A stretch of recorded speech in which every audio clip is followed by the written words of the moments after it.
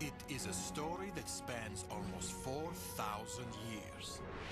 A story of the oldest document of Western civilization, with a message that is timeless and mysterious. The Egyptian Book of the Dead is the ancient Egyptians' guide to the afterlife, and it may well be the world's first religious document. From the controversial archaeologist who plots to smuggle it out of Egypt, I will not tolerate any deviation from the law, either by you or by your native friends. To a terrifying journey into the afterlife itself. The Egyptian Book of the Dead is a story as old as civilization. The first vision of Judgment Day. A book that may answer the ultimate questions that humanity has asked for millennia.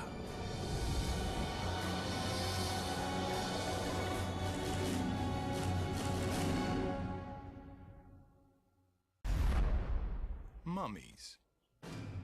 They are the mysterious remnants of one of history's oldest civilizations.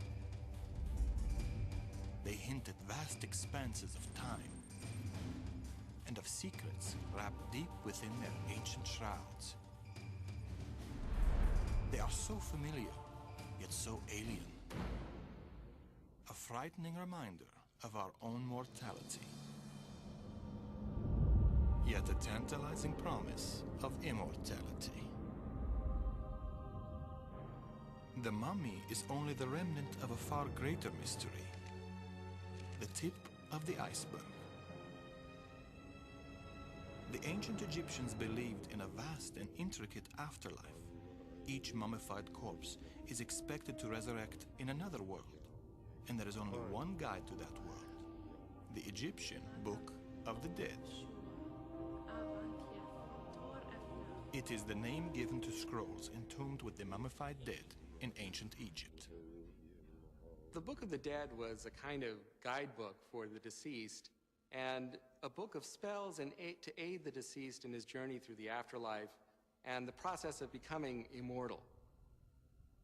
It was certainly a book of magic. It's a collection of spells, the chief purpose of which is to enable life after death and immortality to the deceased. It is a book for the dead because it tells us about what the dead will face in the afterlife. That's why we call it the Book of the Dead.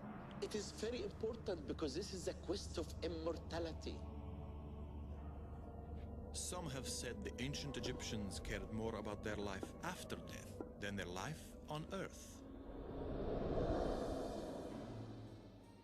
This must have been the case for those who lived in the ancient city of Thebes in the 19th dynasty over 3,000 years ago. This is the story of one Egyptian whom history only records as Ani.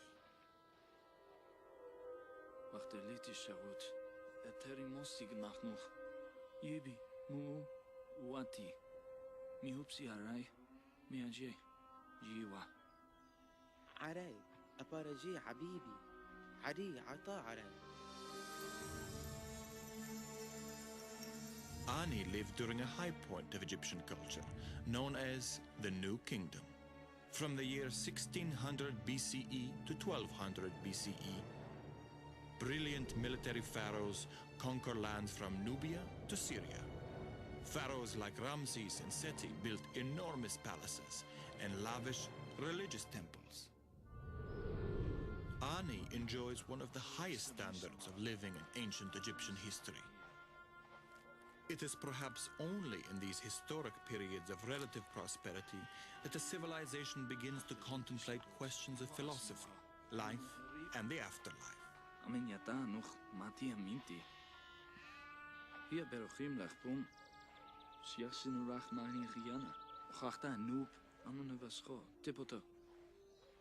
It is clear from the historical record that the afterlife must have weighed heavily on Ani's mind.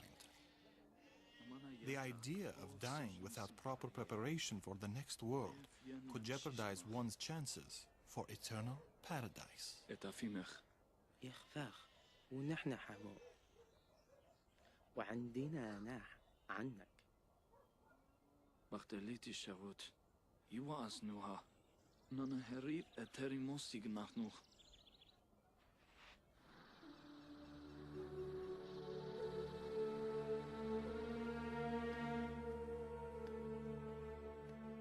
The evidence of Ani's obsession with the afterlife is this extraordinary piece of funeral art known as the Scroll of Ani. The Scroll of Ani is rightly one of the most famous copies of the Book of the Dead because of the high quality of the artistry. The writing, and especially the beautifully painted vignettes, are really among the most impressive of any of the Books of the Dead that have survived. Archaeologists have uncovered more than 25,000 copies of the Egyptian Book of the Dead, the oldest text dating from 1500 BCE, the latest dating from the 4th century AD. But it is here at the famed British Museum in the heart of 21st century London that one can see the famous Scroll of Ani, the finest example of the Egyptian Book of the Dead ever preserved.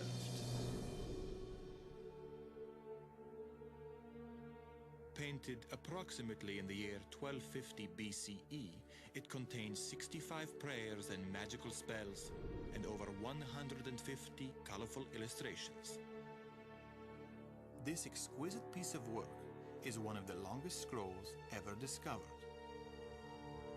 When unrolled, it measures an incredible 78 feet. But the way in which the museum acquired this masterpiece is filled with intrigue and controversy. The scroll was brought from Egypt in 1887 by a museum employee named Ernest Alfred Thompson Wallace Budge.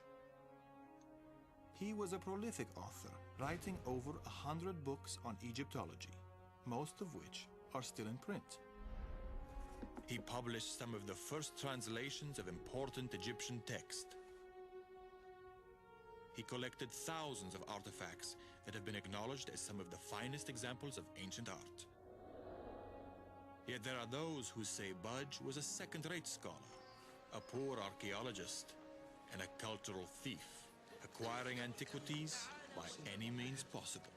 He was out there, well, basically looting and pillaging and buying up what he could. People apply cultural judgments which are totally out of time. The fact that he took materials out of ancient cultures for its day was quite normal. You can't look at him from a modern point of view. You know, he's a cultural thief. This is not the way they looked at it in those days. But on the other hand, he did sail very close to the wind. I think he was a thief. Because you can be an honest man all your life, but if you steal something, you become a thief. Though Budge is controversial today, in his lifetime, he is a respected translator and one of the finest curators of the British Museum. In the fall of 1887, they sent him to Egypt to collect artifacts.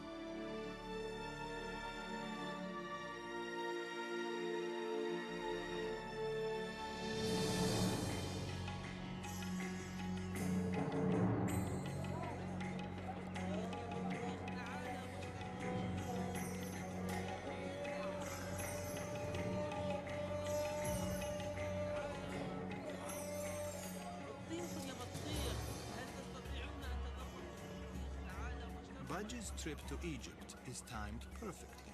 Shortly after his arrival, news of newly discovered artifacts begin to surface, which he notes in his autobiography.